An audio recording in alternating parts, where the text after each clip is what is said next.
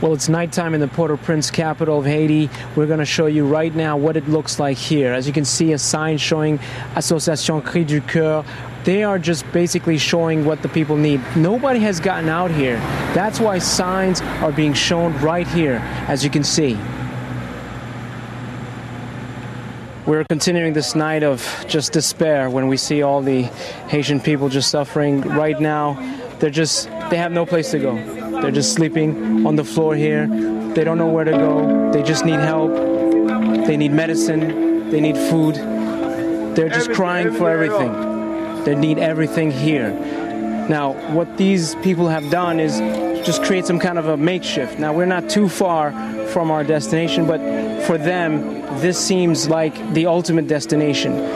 They may not even know what tomorrow's going to bring. So the series is not only... Francois, you were one of the first reporters in Haiti right after the earthquake. Can you first please tell us about yourself and your station, Ebru Tv, and how the news developed right after the earthquake? Yes, well, my name is Frantz Jean Louis. I'm an editor/reporter with Ebru News. I first heard this story when we were in the newsroom doing a regular search of the news, following up after the noon news. And a flash came that an earthquake had struck Haiti. And it was a little bit strange to hear that an earthquake would strike Haiti, because Haiti is not known for earthquakes. It's known for hurricanes, poverty, these kind of news that would come through the newsroom, but never an earthquake. So it was a real shocker to hear that.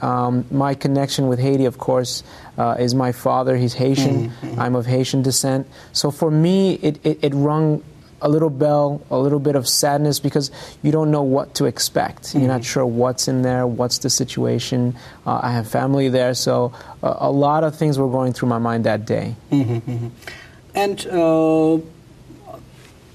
can you also tell us how the news developed, and how was the interaction between you and your editors in Ebru Tv newsroom? Well, I think one of the first things from my news director was to find as much information as we can from the story. Talk to people that you know, any organizations that have any information about the situation, and pretty much just spreading all the tentacles possible out there so we can have some information as clear as possible, because the CNNs, the MSNBCs, even they themselves didn't have that much information at that time, which was interesting because it was pretty much an up for grabs kind of information for news. So the next process for us was really to assemble a team. So as the news is developing, you don't have that much time to get out there. So assembling a team, getting the correct people involved, it takes a lot of time, but given the circumstances, we had to make it happen in a day. So it was very, very difficult in the beginning. Yeah. And can you also tell us something about Ebru Tv, and how long have you been working here? Yes, actually, Ebru Tv, I've been working here for 3 years. I came on working with the production department and slowly found myself towards news. I started doing the basic news jobs, and I started slowly editing, text editing, and just after that started reporting and getting some field experience, as they call it. So it's a TV station based in United States, run by the Turks. Is that correct? Yes, it's a multicultural family channel. Majority of people that work here are Turkish. There are many Americans. More and more Americans are coming here.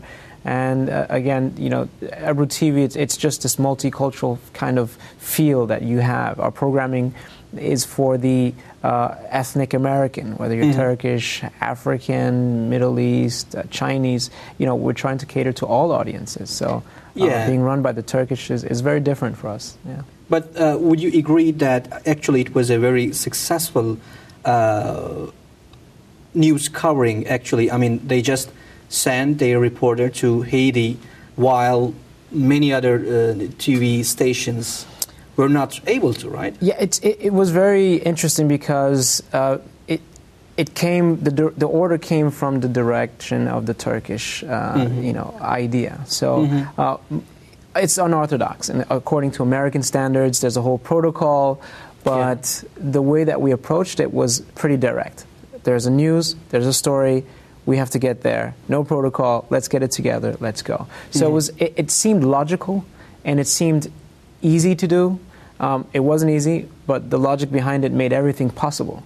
So it seemed the series of events that took us to where we got to, which was Haiti, happened the way it's supposed to. So even though it was unorthodox, it was a great journey. Okay, so we will go on talking to you, but let's have a look at your coverage again. Now this gas station, you can notice a car being totally demolished.